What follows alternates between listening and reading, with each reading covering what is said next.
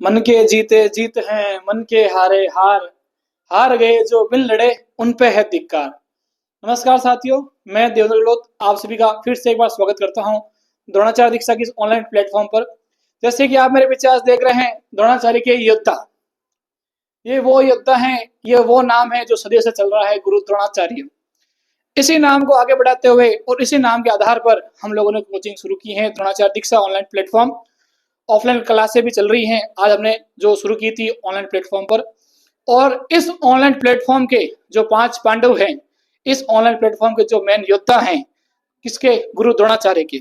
सदियों से चल रहे इस नाम को आगे बढ़ाते हुए आज हम बात करेंगे जो हमारे मेन फैकल्टी जो भी वर्तमान में जो क्लासें रिकॉर्ड कर रही हैं और आपको अच्छा सा कंटेंट दे रही हैं।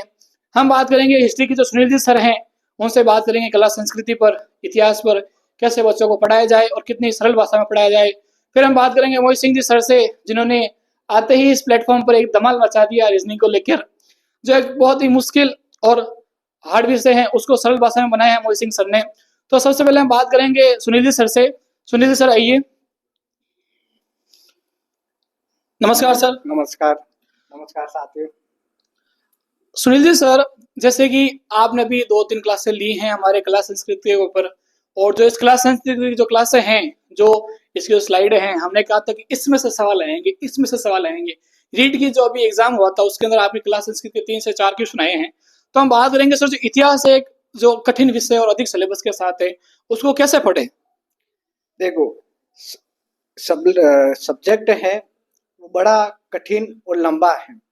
चाहे राजस्थान की कला संस्कृति लो, चाहे राजस्थान का इतिहास लो, लेकिन हमें ये तय करना पड़ेगा कि उसमें से क्या पढ़ना और क्या छोड़ना है। अगर समझ में आ गया तो 100% हम कोई भी एग्जाम कर सकते हैं। जैसे कि सर ने कहा सिलेबस बहुत लेंथी है लेकिन पढ़ना उतना ही है। इन सर का कहना यह है कि पढ़े उतना ही जो हमारे एग्जाम में काम है। ज्ञानी बनने के लिए बिल्कुल नहीं पढ़ना है, हमें हमारी जो सीट है, जो एग्जाम जो चाहिए हमें सीट, उसके लिए पढ़ना है। तो सर हमें ये बताइए कि जो इतिहास के अंदर जो कुछ कुछ टॉपिक बहुत बड़े होते हैं और उनमें से कम वेटेज के क्वेश्चन आते हैं, उन सब्जेक्ट के उन विषयों को कितना और कम समय में हम पढ़ सकते हैं?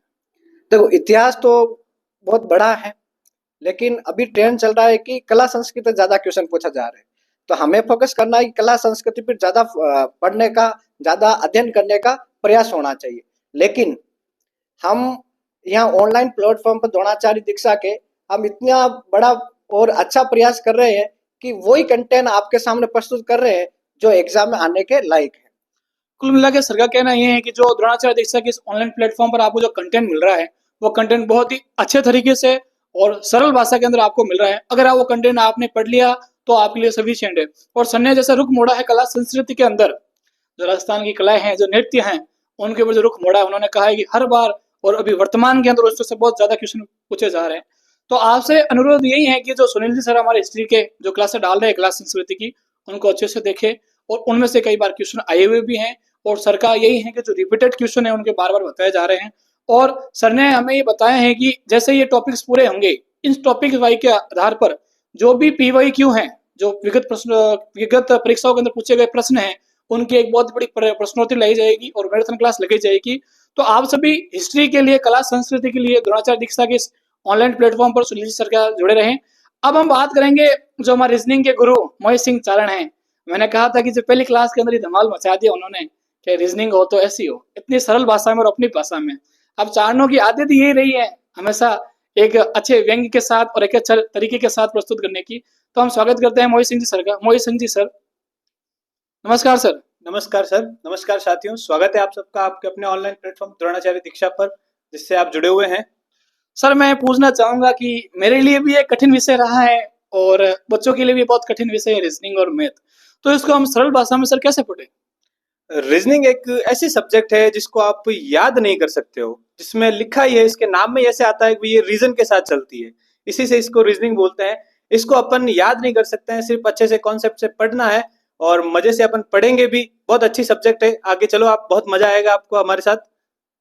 जैसे कि सर की अभी 2 क्लासें हुई हैं और 2 क्लासें मेरे से ज्यादा व्यूज हैं, और मैं यही देख रहा हूँ कि जो रीजनिंग के जो टीचर्स हैं वो अलग अलग भाषाओं के अंदर अलग अलग तरीके से अलग अलग कॉन्सेप्ट से समझ जा रहे हैं।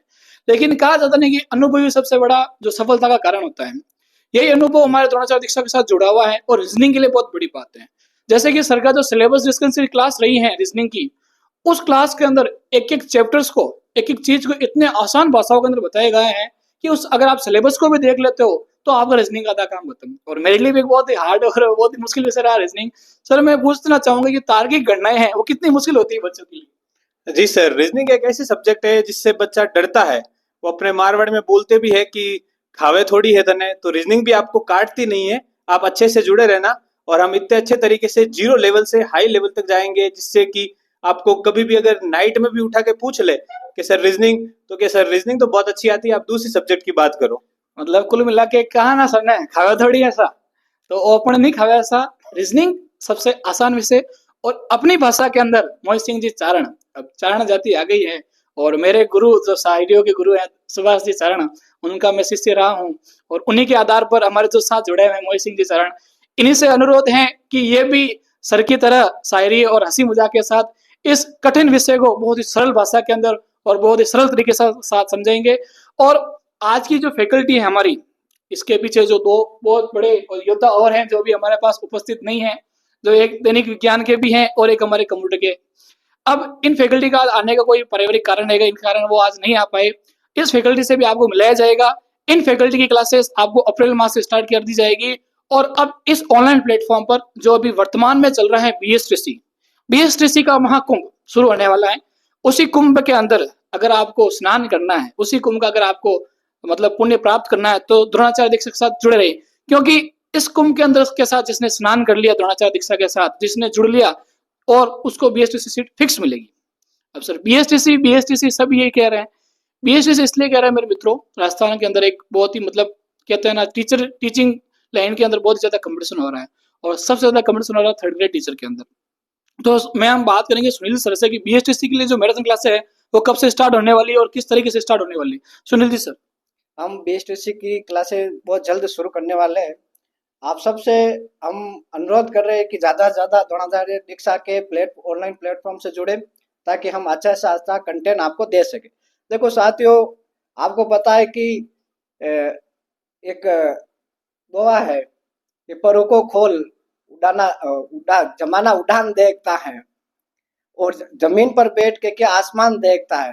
तो जब तक आप प्रयास करोगे नहीं, तब तक ये आप बैठे बैठे सोचोगे तो ये संभव नहीं है। इसलिए आप लगातार द्रोणाचार्य दीक्षा के ऑनलाइन प्लेटफॉर्म जुड़िए, बहुत अच्छा कंटेंट मिलेगा, ताकि आप भी एक परों को खोल के उठने का प्रयास करोगे। उठना जरूरी है, परों को खोल के। बैठे बैठे से आसमान देखने से कुछ काम नहीं होता। और जो इस बीएसटीसी की जो महामैराथन है, महाकुंभ है, इसके अंदर रीजनिंग का भी आपको मैराथन मिलेगा, सामान्य ज्ञान का भी मैराथन मिलेगा। मतलब बीएसटीसी इस बार पार हो जाएगी आप सबके। और इसी द्रोणाचार्य दीक्षा के ऑफलाइन बैच भी स्टार्ट हो रहे हैं जैतरण के अंदर। आपके शहर जैतरण के अंदर द्रोणाचार्य दीक्षा की जो बेहतरीन फैकल्टी है, 17 मार्च से बीएसटीसी की ऑफलाइन क्लासेस स्टार्ट हो रही हैं। और ऑनलाइन के अंदर सिर्फ आपको इसकी मैराथन मिलेगी।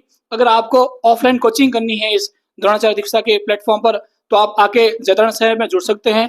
और 17 मार्च से इसकी व्यवस्थित रूप से क्लासेस स्टार्ट होने वाली हैं। और मेरा ये पूरा प्रयास है कि मैं इस प्लेटफॉर्म पर ऐसी और इस तरह की सरल भाषाओं के अंदर जो विषय हैं, जो विद्यार्थियों को बहुत कठिन लग रहे हैं और उससे विद्यार्थी डर रहे हैं, उनको सरल भाषा के अंदर लेके आऊंगा। और मेरे इस बेहतरीन फैकल्टी के साथ और अच्छी फैकल्टी जोड़ने का विचार है। तो आप सबका बहुत बहुत धन्यवाद। आप इस द्रोणाचार्य दीक्षा की ऑनलाइन प्लेटफॉर्म पर जुड़े रहे और अपने लिए जो हो सके, जितना हो सके उतना पढ़े। ज्ञानी ना बने, सिर्फ पढ़े। ज्ञानी बनने के चक्कर में हम व्यर्थ हो जाते हैं, काम नहीं आता है कुछ ज्ञान।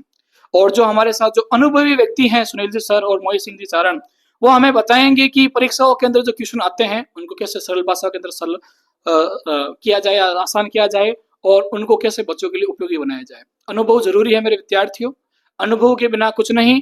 आपको बस वो अनुभव इस द्रोणाचार्य दीक्षा के ऑनलाइन प्लेटफॉर्म पर फ्री मिल रहा है, तो आप उसका अच्छे से फायदा उठा सकते हैं। और मैं देवेंद्र गहलोत, आप जैसे पता है कंप्यूटर की भी सीरीज चल रही है, कुछ कारणों से भी मतलब कंटिन्यू नहीं हो पा रहा हूँ। तो पटवारी के भी अब जल्दी आपको एमसीक्यू मिलने वाले, पीवाईक्यू मिलने वाले, जो भी कंप्यूटर के विगत परीक्षाओं के अंदर आए गए हैं। और उसी के साथ पटवारी की रीजनिंग और क्लास संस्कृति के भी मैराथन जल्दी आने वाले हैं। अब पढ़ा हुआ तो सब कुछ है, एक बार रिविजन की जरूरत है। अब आज तो कोई है नहीं कि फॉर्म स्टार्ट हुआ, तैयारी शुरू कर दी, काफी सालों से तैयारी चल रही है। उस तैयारी को बस थोड़ा सा पुश करने की जरूरत है, उस तैयारी को थोड़ा सा सरल बनाने की जरूरत है। और वो तैयारी सरल बनेगी हमारे साथ। तो धन्यवाद मित्रों, जुड़े रहिए द्रोणाचार्य दीक्षा की इस ऑनलाइन प्लेटफॉर्म पर। धन्यवाद।